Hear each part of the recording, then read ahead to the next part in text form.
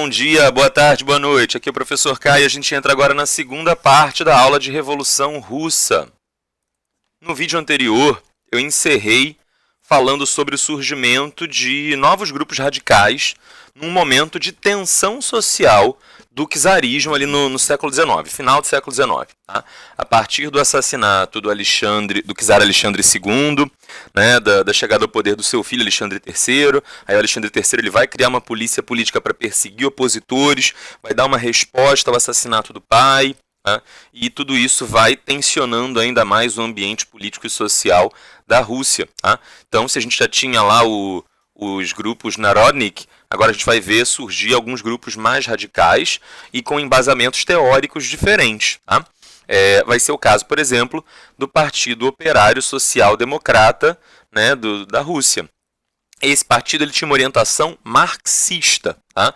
E é por isso que eu decidi colocar esse slide aqui para falar brevemente sobre qual era essa ideologia. Eu acho que fica muito abstrato, fica muito complexo tentar entender o que eles estão propondo e em que medida o que eles estão propondo é diferente das outras coisas se você não entende o embasamento teórico que eles tinham. Tá? Eu fiz algo parecido quando a gente falou de greve geral de 17 aqui no Brasil, na Primeira República, tentando dar uma visão um pouco ampla, um pouco geral sobre o anarquismo. No caso, o anarquismo é um pouco complicado porque são múltiplas as vertentes do anarquismo, não existe um anarquismo só, são muitos os pensadores que formularam esse tipo de teoria. Eles têm alguns pontos em comum, mas de forma geral o que os anarquistas defendem é a liberdade plena, a mais absoluta possível, inclusive a liberdade de pensamento, de cada indivíduo formular a sua própria forma de ver, de entender, né, a teoria anarquista. No caso do marxismo, não. É um pouquinho mais fácil, por um lado, porque existe um norte a se seguir, né? Existe um teórico, um pensador que formulou essas teorias e é seguido, e aí pode ser que haja divergência na interpretação dessas teorias, mas pelo menos existe uma base, uma teoria inicial, a partir da qual a gente pode fazer a interpretação do que esse movimento propõe. O que tem de difícil em Marx é que é extremamente complexo o pensamento, né, desse filósofo, desse pensador lá do século XIX. Tá? Primeira coisa que eu quero deixar marcada, clara e estabelecida aqui. Esta não é uma aula sobre marxismo. Tá? Numa aula de sociologia, por exemplo, você teria uma visão sobre o que defende a teoria marxista. Numa aula de filosofia, você teria uma outra visão complementar. Se fosse uma aula de economia, a visão seria outra. Tá? O Karl Marx foi um pensador alemão, tá, que nasceu ali no século XIX. A gente diz que ele era alemão porque, enfim, a região em que ele nasceu posteriormente passou a integrar a Alemanha, mas ele nasceu nessa região antes da Alemanha formalmente se unificar. Tá? Ainda existia ali Rússia, né, a Confederação Germânica, toda aquela divisão política. O Karl Marx nasceu ali, meados do século XIX, primeira metade do século XIX, tá? E de uma família de origem judaica. Guarda essa informação, ela vai ser importante lá na frente quando a gente falar sobre nazismo. Tá? Isso vai ser um fator considerado relevante. A família do Marx era de origem judaica, ele em si não era praticante do judaísmo, a família também não era muito adepta. Né? Não vou chegar a dizer que os familiares dele eram ateus, ele provavelmente, Karl Marx, era ateu, né? Pelo que se entende dos seus escritos e tal. Ele não parece ser uma pessoa de caráter religioso. E ele tentou formular uma série de teorias a partir de pensadores anteriores para tentar compreender a sociedade em que ele vivia. Ele vai ter uma série de textos publicados. Tá? Existe um projeto editorial na Alemanha, ainda hoje, chamado MEGA. Tá? É a sigla para Marx, Engels, alguma coisa em alemão que eu não vou saber porque eu não falo alemão. Mas essa coleção MEGA, esse projeto editorial MEGA, tá? Ele escreve como se fala em português, MEGA, M-E-G-A. Tá? Só que o G e o A tem um significado, uma sigla lá em alemão, e o M é Marx e o E é Engels, porque o Marx ele formulou um monte de teorias, mas a partir de um determinado momento da vida ele encontrou ali um parceiro teórico que começou a contribuir quase tanto quanto ele nessas formulações teóricas, e chamado Friedrich Engels. Então Marx e Engels vão produzir muitas das suas teorias em conjunto. Tá? Eles escreveram pra caramba. Esse projeto editorial MEGA ele ainda está em curso, ainda são encontrados escritos do Marx que nunca foram publicados até hoje, em 2020. Tá?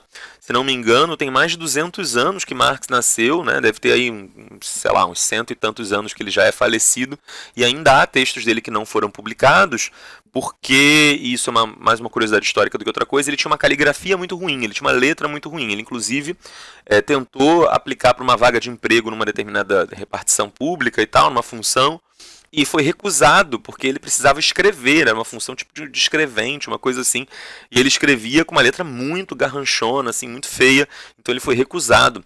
Então tem muito texto dele que é assim, muito difícil de compreender as palavras, o que está escrito, não é só o significado, o sentido do texto, mas é decodificar mesmo as letras. Então existe todo um trabalho nesse sentido. Muitos dos seus escritos, ele era enfim, segundo relatos biográficos sobre ele, ele era um sujeito muito desorganizado, muito bagunceiro. Tinha épocas em que ele escrevia muito compulsivamente, escrevia dia e noite, noite e dia. Tinha épocas que ele ficava meses sem escrever e voltava depois a escrever, e as coisas se empilhavam, muitos dos textos não tinham continuidade, ele começava a escrever hoje, parava, depois voltava a escrever, e às vezes a coisa ficava desconectada, uma parte do texto da outra. Então, porque na cabeça dele, né, ele sabia o que ele queria dizer, mas ele às vezes não colocava no papel, ou papéis que se perderam. Então, assim, até hoje você ainda encontra livro do sujeito que não foi publicado. É quase impossível alguém dizer hoje, até hoje, alguém dizer para você assim, eu sei todo o pensamento do Karl Marx. Isso, assim, se alguém disser isso para você, foge, desacredita, porque é virtualmente impossível alguém dizer que conhece tudo, né?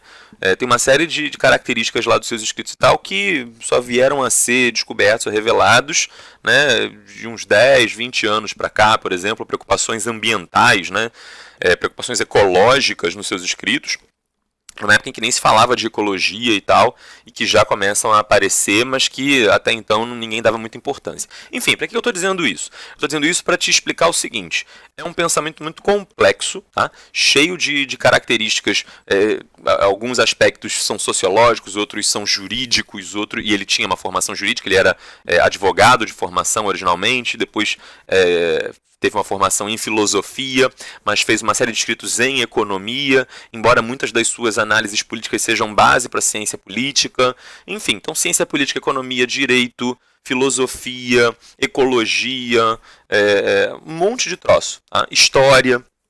Então ele escreveu sobre um monte de troço. Tá? Primeira coisa. Outra característica importante, ao longo da vida, as posições dele, as ideias, as ideologias dele foram mudando um pouquinho de direção. Né? Então, muitos especialistas em Marx falam assim, teve o jovem Marx, o Marx da maturidade, porque muitas vezes a ideia que ele começa a formular quando tinha 25 anos, quando ele está com uns 50 e tantos, ele já pensa diferente sobre aquilo, né? E cria novos detalhes, novas nuances, ou modifica um pouco o sentido de algumas coisas.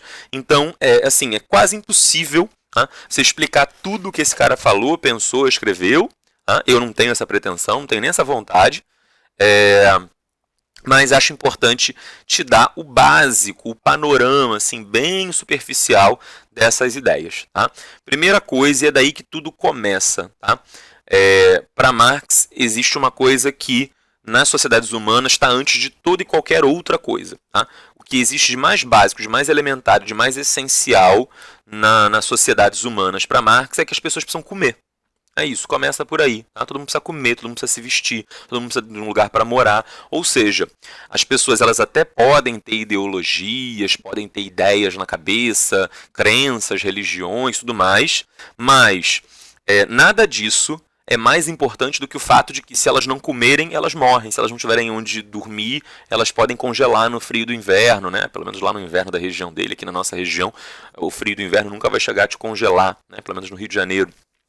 Então, para ele, isso é um ponto fundamental, a sociedade é determinada pelas condições materiais, são coisas práticas, concretas, objetos, mercadorias. Tá? Então, a vida humana ela é pautada em mercadorias. Nós nos relacionamos o tempo inteiro, tá?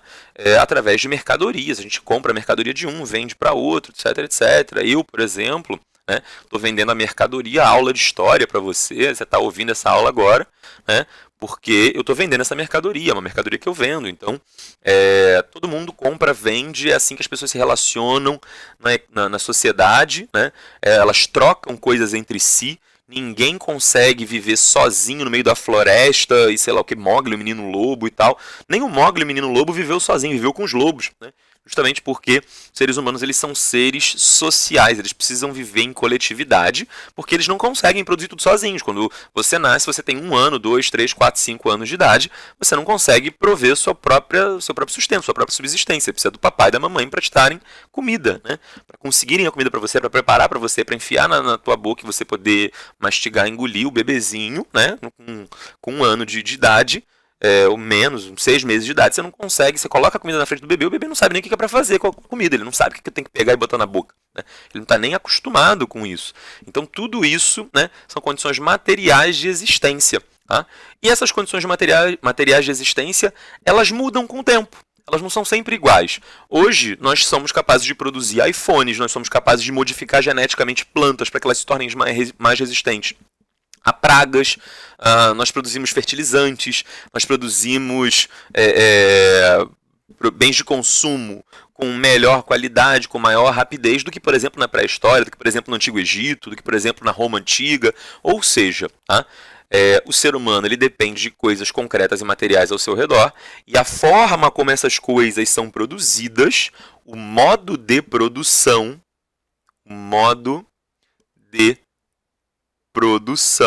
dessas coisas muda com o tempo. Tá? E aí o Marx vai tentar, na sua teoria, dizer o seguinte, que existiram vários modos de produção ao longo da história. Tá?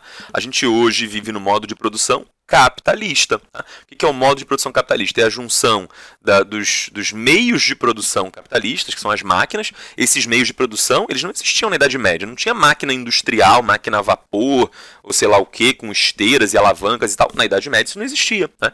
Então, você tem os meios de produção capitalistas e esses meios de produção capitalistas, eles criam relações de trabalho, né? Formas de produção ali, relações de produção. Então, um modo de produção é a junção de meios de produção, são as coisas concretamente usadas para produzir, as ferramentas, as máquinas, e relações de produção. Relações de produção são as relações que os indivíduos estabelecem nessa sociedade para produzir aquela mercadoria. Por exemplo, no Brasil colônia, na época lá da produção do açúcar, como é que os senhores de engenho faziam para os seus trabalhadores produzir açúcar? Pagava salário para o trabalhador e o trabalhador ia lá e produzia açúcar? Não. Você escravizava pessoas na época do Brasil colônia para que esses escravos produzissem. Então, não era um modo de produção capitalista. Um modo de produção capitalista é aquele que é mediado pelo dinheiro. Né? Numa sociedade capitalista, o patrão paga um salário, o trabalhador recebe esse salário e vai lá para a fábrica para produzir, e depois, com o salário que esse trabalhador recebeu, ele compra mercadorias, né, que faz com que todo o sistema capitalista continue funcionando. Os capitalistas produzem com mão de obra, tá, assalariada, porque essa mão de obra assalariada depois usa o salário que recebeu para adquirir mercadorias e manter o próprio sistema capitalista funcionando. Esse dinheiro ele vai e volta, ele circula. Tá? Então, a variação desses modos concretos, materiais de produção ao longo da história, é chamado de materialismo histórico. Outra coisa que ele vai dizer a partir disso é que todas as sociedades humanas até hoje, tá, sempre foram divididas em 2 grupos. Não são 3, não são 4, não são 5. São 2 grupos. São 2 classes. O que é classe social para Karl Marx? Classe social para Karl Marx é a posição que o indivíduo ocupa em relação aos meios de produção, as máquinas. Você é o dono da máquina ou você é a pessoa paga pelo dono da máquina para operar a máquina? Se você é o dono da máquina, você é um proprietário. Tá? Se você é a pessoa paga pelo dono da máquina, né, paga pelo dono do meio de produção para operar aquele meio de produção, mas você não é dono daquilo, você não tem a propriedade daquilo, você é um expropriado. Então, para Marx, o modo de produção ao longo do tempo vai mudando, cada sociedade tem lá o seu jeito de fazer mercadorias, uns usam escravos e ferramentas rudimentares, outros usam escambo, outros usam relações feudais, o servo, né? A Rússia tinha servidão até praticamente pouco tempo antes. Numa visão marxista, por exemplo, o que impedia a entrada do capitalismo na Rússia era o fato de que os servos, né, não recebiam salário. Eles não eram mão de obra assalariada, estavam presos por obrigações servis à terra. Eles não podiam sair dali, mudar de emprego, ir para uma fábrica, numa cidade e tal. Então, seguindo essa visão, essa análise aí do Marx, seria necessário, por exemplo, abolir a servidão na Rússia, tá? E aí, abolida essa servidão, esses trabalhadores eles estariam livres para ir para as cidades e buscar outros empregos e tal. Tá?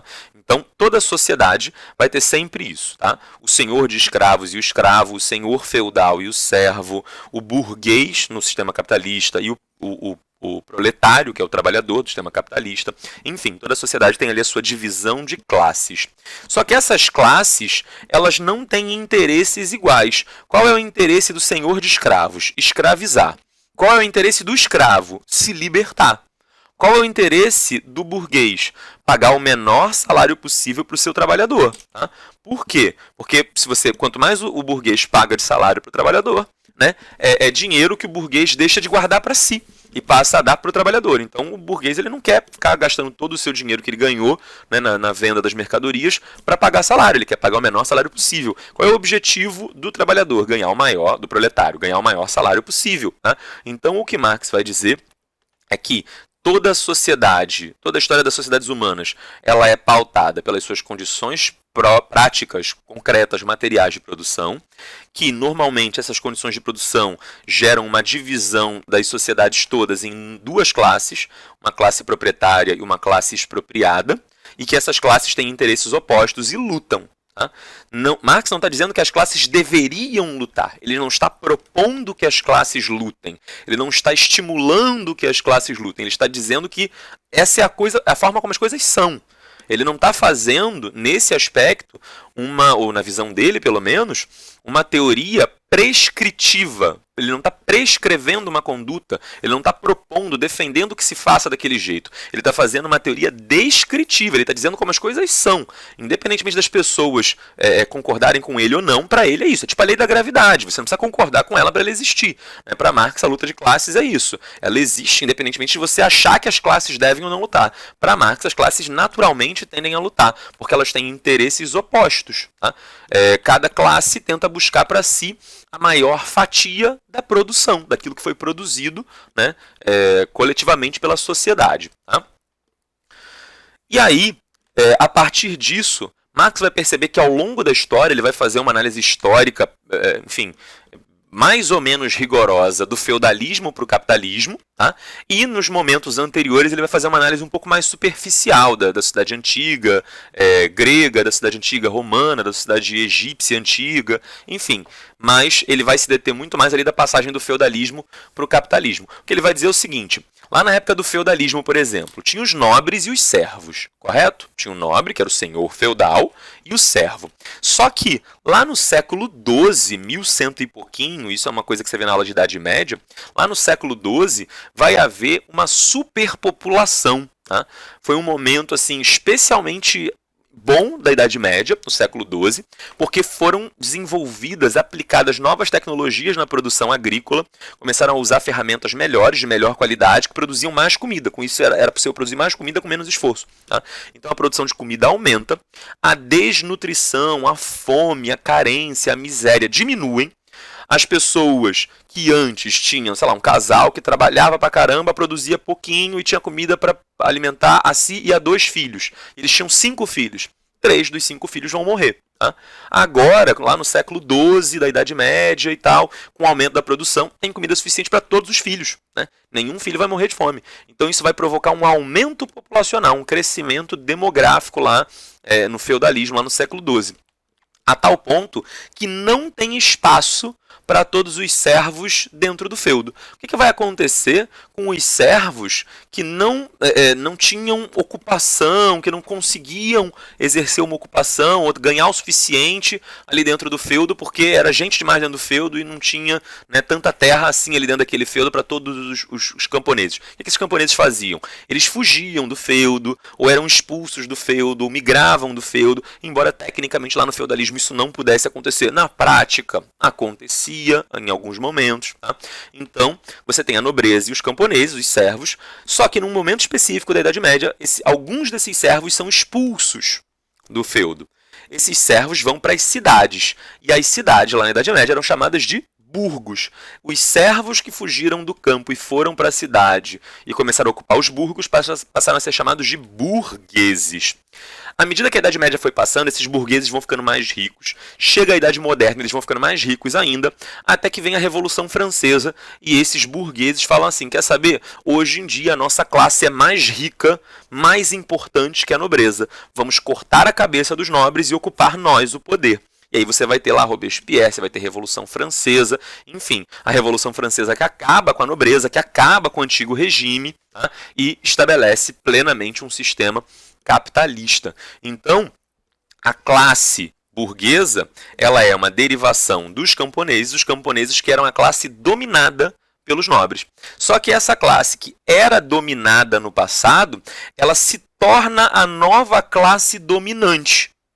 Ela elimina a classe dominante anterior e se torna a nova classe dominante. Só que quando ela se torna a classe dominante, ela modifica o modo de produção e, consequentemente, modifica as relações de produção. Se antes eram relações feudais, servis, agora passam a ser relações de trabalho assalariado lá no capitalismo. Só que com isso, essa burguesia, ela que já foi dominada no passado e que se torna dominante agora, ela vai criar relações de produção que produzem uma nova classe expropriada, uma nova classe dominada, que deseja se tornar dominante. Tá? E assim a sociedade vai evoluindo na visão do Marx. Tá? É sempre assim. Você tinha, né, o senhor de escravo e o escravo, e aí esses escravos lutam contra os senhores de escravos, né, se rebelam e não sei o quê. Você tinha os povos bárbaros, né, ditos povos bárbaros, os povos germânicos, que invadiram Roma, tá? E aí os poderosos de Roma, os patrícios, que eram os dominantes, são empurrados para escanteio, e aqueles bárbaros, que eram a classe de baixo, sobem e se tornam os nobres da Idade Média. Tá? E aí esses nobres da Idade Média dominam os servos, só que esses servos fogem, alguns deles fogem para a cidade, se tornam burgueses, e aí os burgueses empurram a nobreza para escanteio, e aí surge o proletariado. Então, o que Marx vai dizer é o seguinte: isso tem sido uma constante na história humana. Quem ontem era dominado, amanhã se tornará dominante. Aconteceu em todos os momentos históricos anteriores. E aí Marx vai olhar para o século XIX e vai dizer assim, agora no século XIX, quem é o dominante? Burguesia. Quem é o dominado? Proletariado. Qual é o futuro? O proletariado um dia vai se tornar dominante também. Tá? Então, por isso, para Marx, a revolução socialista, a revolução proletária, ela é inevitável, porque ela é praticamente a derivação de uma lei da história humana. Tá? Não uma lei divina, uma lei mística que vem do além. Ela é uma lei porque ela é uma relação de causa e efeito. Tá? É como você, por exemplo, segurar um objeto a uma certa altura na sua mão. Aí quando você solta esse objeto, assim, é uma lei que ele vai cair. Tá? Não é uma lei mágica, é uma lei natural. Tá? Para Marx é mais ou menos isso. As classes elas tendem a brigar e quem está por baixo briga com unhas e dentes porque briga pela sobrevivência. E briga tanto que acaba vencendo e se tornando a classe dominante. É isso. Tá? Então, para Marx, a história, né, seria uma evolução aí do feudalismo para o capitalismo. E aí, no capitalismo o proletariado é dominado, o proletariado tenderá a se tornar dominante. Aqui aparece o nosso primeiro problema que requer a sua atenção. Os termos socialismo e comunismo. Tá? Eles são muito frequentemente usados como sinônimos. Dentro da teoria marxista, dentro da teoria do Karl Marx, tá? Socialismo é uma etapa, é uma dessas fases, é um desses modos de produção até se chegar no comunismo. Deixa eu ver se eu no próximo slide já coloquei alguma coisa sobre isso. Não, deixa eu voltar aqui. Eu preciso de espaço, então vamos usar a tela em branco que não é branca. Tá? Vamos lá. Existem sempre, né, dominado e dominante. Tá? E aí, o dominado tende a se tornar dominante no futuro. No capitalismo, quem é o dominado? É o proletariado. Tá? Então, a tendência para Marx é que o proletariado se torne... Olha que letra horrorosa a minha, gente. Parece a letra do Marx, né? Muito feia. Enfim, então, a tendência é que esse proletariado se torne dominante. Tá? Aí você vai me perguntar, então, quando o proletariado se tornar dominante, ele vai criar uma nova relação de produção em que vai surgir uma nova classe dominada que vai um dia tirar esse proletariado do poder? Não, para Marx não. Por quê? Porque para Marx, tá?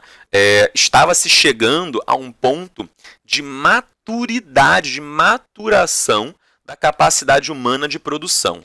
A grande característica, lembra, a primeira característica para o Marx, a primeira característica é o seguinte: os seres humanos precisam comer, eles precisam produzir para sobreviver, eles precisam produzir para suprir as suas necessidades. Tá? O que Marx vai dizer é o seguinte, é que antes a produção ela envolvia pouca tecnologia. Tá? E aí, envolvendo pouca tecnologia, a produção era sempre pequena, era sempre menor do que a necessidade de toda a sociedade. Tá? Na antiguidade, no feudalismo, a produção era sempre menor do que o necessário para todos. Então, isso gerava uma briga entre quem tinha mais poder pegando mais para si e quem não tinha poder ficando com menos. Tá? Para Marx, o capitalismo ele foi uma fase importante. Aí você fala, o Marx não gosta do capitalismo e tal, então ele queria voltar para o que era antes. Não. Marx vai dizer que o capitalismo é uma fase importante e necessária. Ela só não é o ponto de chegada, ela é um ponto no meio do caminho do que para Marx é o futuro da sociedade. Para Marx ele vai dizer o seguinte, assim, olha, o capitalismo ele aumentou tanto a capacidade humana de produzir riqueza, mas tanto, as máquinas agora que foram inventadas e tal, né, elas são tão relevantes, elas produzem tanta mercadoria, que no futuro vai acabar a carência. No futuro as pessoas não vão ser mais carentes de sentir falta, não vai ter um grupo que não tem comida suficiente para comer. Vai ter tanta comida, porque a tecnologia do capitalismo produz tanto, que vai ter para todo mundo. Tá? Só que isso só vai ser possível, tá, quando a classe burguesa desaparecer, porque essa classe burguesa ela é muito gananciosa, ela é muito ambiciosa. Tá? Então o Marx ele vai defender aqui que o proletariado ele vai ser uma classe capaz de chegar ao poder e se tornar dominante, sem criar classes dominadas embaixo dele. Quando não tiver mais classe dominada, vai acabar a luta de classes. E quando acabar a luta de classes, não vai ter mais rebelião, revolução, vai todo mundo viver uma época pacífica e tudo mais. Tá? Então, assim, você vai dizer para mim que isso é extremamente utópico, delirante, sonhador, ingênuo, e provavelmente é mesmo. Tá? Mas aqui o que Marx vai defender é o seguinte, é que no futuro as máquinas vão estar tão automatizadas que não precisa mais de ser humano para produzir. Tá? E aí, se não precisa mais de ser humano para produzir, não tem mais ser humano para ganhar salário. Se não tem mais ser humano para ganhar salário, não tem mais ser humano comprando mercadoria. Como é que as pessoas vão ter acesso à mercadoria, então, no futuro, se elas não vão comprar mercadoria? Tudo vai ser distribuído de graça para todo mundo. E vai ter tanto de tudo que ninguém vai sentir falta de nada. Vai ter tanta mercadoria. Vai se criar uma tecnologia tão incrível para a produção de iPhone que vai ter iPhone para todo mundo. Assim, de sobra, vai ter mais iPhone do que gente querendo iPhone, e aí não vai nem fazer sentido vender iPhone. Né? É só você ir lá na fábrica, vim aqui pegar meu iPhone hoje, você pega e vai embora para casa e tal. Então, para Marx, o futuro seria uma utopia altamente mecanizada, automatizada, em que ninguém precisa comprar nada, né? E tudo se distribui para todo mundo facilmente, tranquilamente. Esse mundo perfeito, para Marx, ele vai chamar de comunismo. Comunismo porque a propriedade dos meios de produção, ou seja, das máquinas, das fábricas e tal, ela vai ser comum a toda a sociedade. Tá? As pessoas elas vão ser proprietárias em comum. A propriedade não vai ser mais privada, ela vai ser uma propriedade comum a todos. Tá? Só que Marx vai dizer o seguinte, não dá para sair do capitalismo hoje e chegar nesse modelo de sociedade amanhã, só porque a tecnologia, né, criou essas condições. No meio do caminho, a gente vai ter que fazer uma espécie de detox. Tá? As pessoas elas estão altamente contaminadas pela ideologia capitalista de querer sempre mais e mais e mais do que precisam. Tá? E enquanto as pessoas mantiverem essa ideologia de que precisam ter mais do que necessitam, né, não vai ter iPhone suficiente, porque não vai ser cada um indo lá pegando um iPhone. Vai ser um cara chegando na frente dos outros falando assim, caramba, você é esperto. Eu vou pegar todos os iPhones da fábrica, pego para mim, levo embora. Quando as próximas pessoas chegarem aqui e não tiver iPhone para elas, eu começo a vender para elas. Ou seja, essa mentalidade capitalista, né, egoísta, individualista, é que atrapalharia essa sociedade perfeita, idealizada de acontecer. Então tem que ter uma fase no meio do caminho entre capitalismo e comunismo para as pessoas meio que fazerem um detox e se acostumarem com isso que vai chegar. E essa fase intermediária, Marx vai chamar de socialismo. Tá? Nessa fase socialista, vai haver uma única classe social na sociedade, tá? Que é a classe proletária. E essa classe proletária vai tomar o poder. Tá?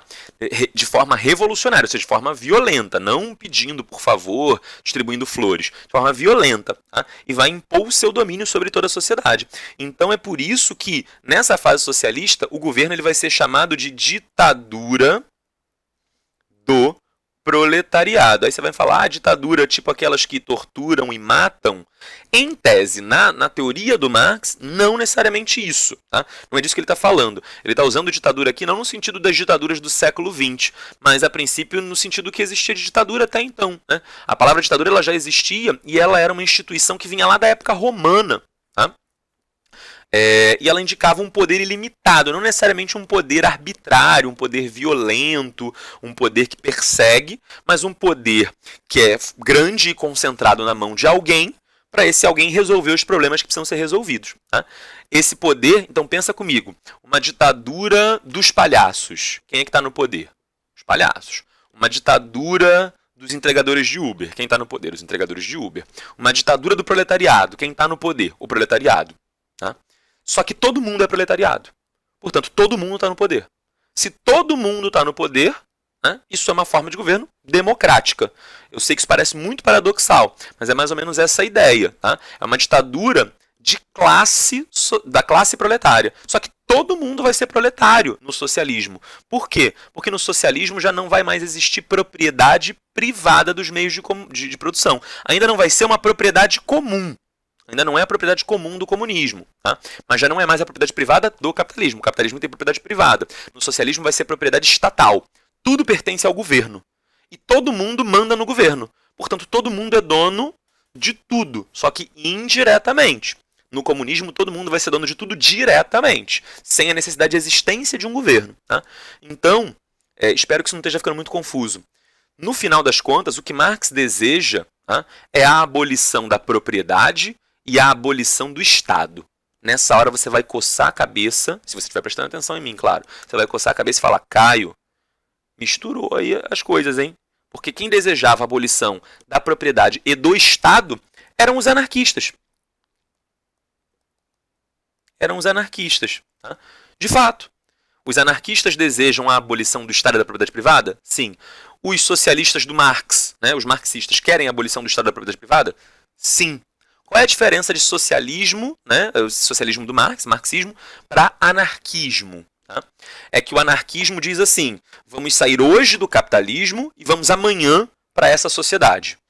Os marxistas dizem, não dá, porque a mentalidade das pessoas ali, a ideologia na cabeça das pessoas não vai permitir que isso funcione. Tem que ter essa fase de detox. Então a diferença, resumindo muito, muita coisa, assim, simplificando muito, a diferença entre anarquismo e socialismo é que o anarquismo quer ir direto ao ponto. Tá? Ele quer ir direto lá para esse mundo em que a propriedade é comum. Sendo que no socialismo do Marx, né, do marxismo, é necessário passar por essa fase intermediária chamada socialismo antes de chegar no comunismo. Tá? O que Marx chama de comunismo nunca existiu no planeta Terra. Nunca. Tá? Então, assim, se você não gosta dessa teoria, e você tem todo o direito de não gostar, e provavelmente você tem até motivo para não gostar, né, você pode dizer que essa teoria nunca deu certo em nenhum lugar do mundo, etc, etc, etc. Ok. Tá? Mas nunca diga que o comunismo não deu certo em nenhum lugar do mundo, porque ele sequer foi tentado em qualquer lugar do mundo. Tá? O que se chegou, e os países que adotaram as ideias de Marx para aplicar no governo, tá? O que eles sempre se assumiram como sendo era isso aqui. Ó. Ah, mas não é a mesma coisa? Não, não é a mesma coisa nessa teoria do Marx. Tá? Tem gente que usa outras teorias diferentes e que parece meio que sinônimo, mas a princípio na teoria do Marx, socialismo é uma fase intermediária entre capitalismo e comunismo. Tá?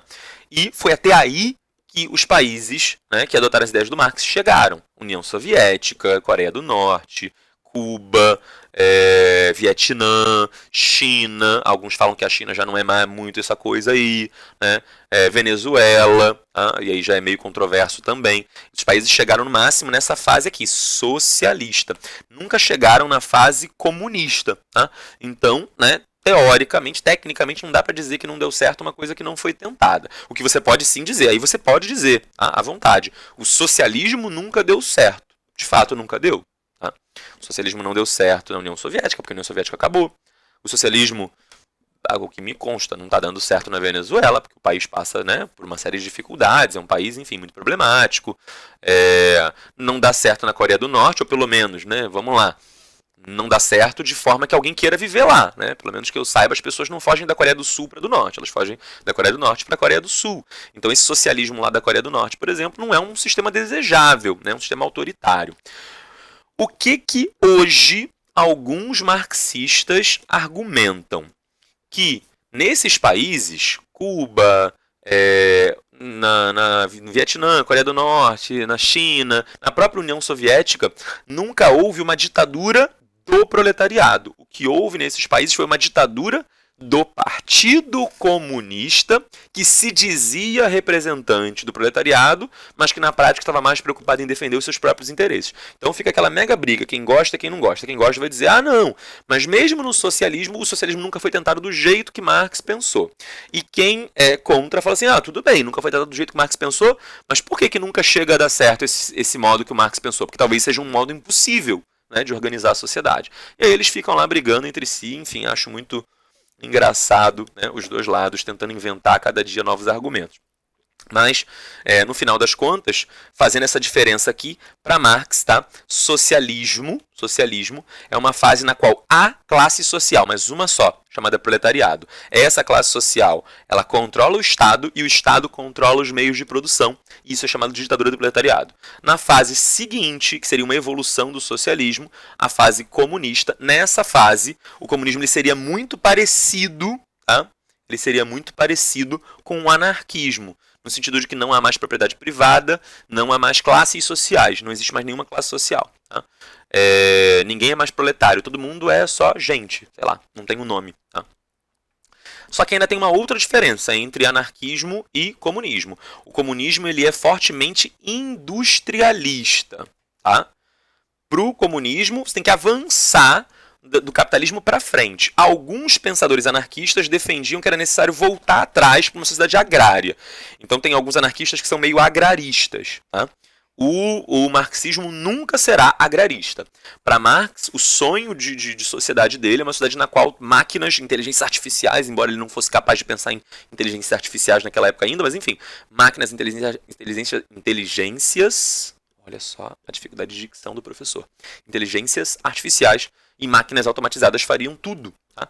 Então você poderia passar o dia inteiro, né, sei lá, cantando, dançando, fazendo arte, teatro, poesia, jogando jogos, filosofando com os amigos e assim por diante. Isso para Marx seria a sociedade comunista do futuro. Né? Nunca chegamos nem perto disso nos países que disseram adotar a teoria marxista.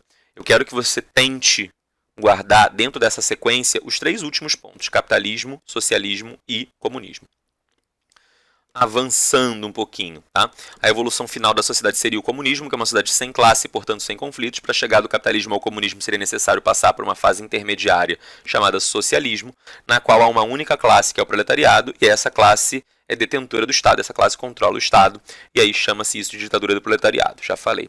Todas as etapas seriam necessárias. Para o pensamento de Marx, não tem como pular. Não dá para pular. Por quê? Volta. O capitalismo produz riqueza. O socialismo e o comunismo são a divisão dessa riqueza. O socialismo é a divisão através do Estado.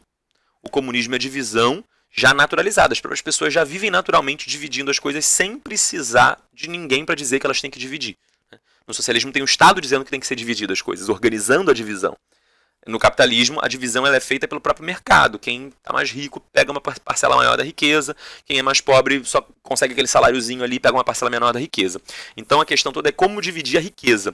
O capitalismo ele é o sistema que mais produz riqueza, mas ele divide, segundo Marx, de forma injusta, desigual. Tá? No socialismo, o Estado vai fazer essa função de divisor da riqueza, igualmente para todo mundo, e depois no comunismo não vai nem mais precisar de Estado, a riqueza já vai passar a ser dividida meio porque as pessoas já estão acostumadas com aquele modelo, com aquele sistema ali. Tá? Mas, de qualquer forma, não seria possível, na visão do Marx, pular etapas, sair do feudalismo e ir para o comunismo ou para o socialismo. Né? Por quê? O capitalismo é quem produz a riqueza. Se você pega um sistema feudal com pouca riqueza e vai direto para o socialismo para tentar dividir a pouca riqueza, você está dividindo pouco. Quando você pega pouco e divide, cada um vai ter muito pouco. No capitalismo você tem abundância, você tem muito. Então, para Marx, o socialismo ele funcionaria se ele fosse implantado numa sociedade capitalista, né, como uma consequência, uma derivação do capitalismo. Porque aí o capitalismo produz muito, as máquinas, as tecnologias capitalistas produzem muito, e o socialismo vem lá e divide esse muito que foi produzido. Tá? Diante disso, a gente entra, tá, numa divisão do Partido Operário Social-Democrata lá dos trabalhadores da Rússia. Tá?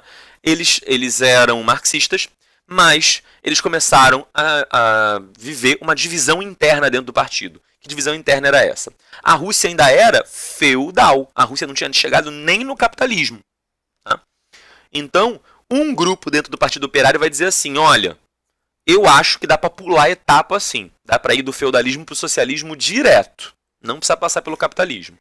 Outro grupo dentro do Partido Operário vai dizer, vocês estão interpretando o Marx errado. Isso não vai funcionar. Tá? Isso não vai funcionar. A gente não tem riqueza para dividir. Então, nós trabalhadores, nós proletários, temos que apoiar a burguesia para ajudar o capitalismo a se desenvolver. Tem que ajudar a burguesia a ficar bem fortona, né? Explorando a gente. Depois que a gente chegar nessa fase capitalista, aí sim é que a gente vai conseguir avançar para a próxima, que é o socialismo. Tá? Então, essas duas posições vão criar duas facções dentro do partido. Tá? A facção que dizia que dava para ir direto do feudalismo para o socialismo sem passar pelo capitalismo era a maioria. E maioria em russo se fala bolchevique. Então o grupo majoritário, o grupo bolchevique ali, o grupo que era a maioria ali, defendia do Partido Operário, dentro do Partido Operário, tá? Social-democrata, defendia que dava sim para ir direto do feudalismo para o socialismo sem passar pelo capitalismo. Spoiler, esse é o grupo que ganha no final. Tá? E aí eles vão dizer o seguinte, proletariado tem que se unir com o explorador coisa nenhuma, tem que lutar contra todos, contra a nobreza e contra a burguesia também. Tá? O método para chegar nisso é pegar um fuzil e fuzilar burguês, fuzilar nobre. É isso que a gente quer. Quem é esse cara que vai defender isso? Perdão, gente, eu botei um acento aqui que hoje em dia não existe mais, não se grafa mais com acento. Quem defende isso, quem defende essa ideia radical? O Vladimir Ulyanov, o irmão do outro radical lá, do Alexander Ulyanov, que matou, que estava no grupo que matou o czar. O Alexander Ulyanov ele não mata o czar, ele está no grupo que mata. Tá? Então, né, meio que está na genética ali da família essa radicalidade. Já o lado que defendia a teoria do Marx, dizendo que ela tinha que ser interpretada literalmente, esse grupo era minoritário, e minoria em russo se fala menchevique, e eles vão dizer o seguinte, olha, não, nós, proletários, temos que apoiar e nos juntar e favorecer a burguesia para lutar contra a nobreza. Aí a gente elimina a nobreza, aí vai ficar só proletariado e burguesia. Chegamos no capitalismo.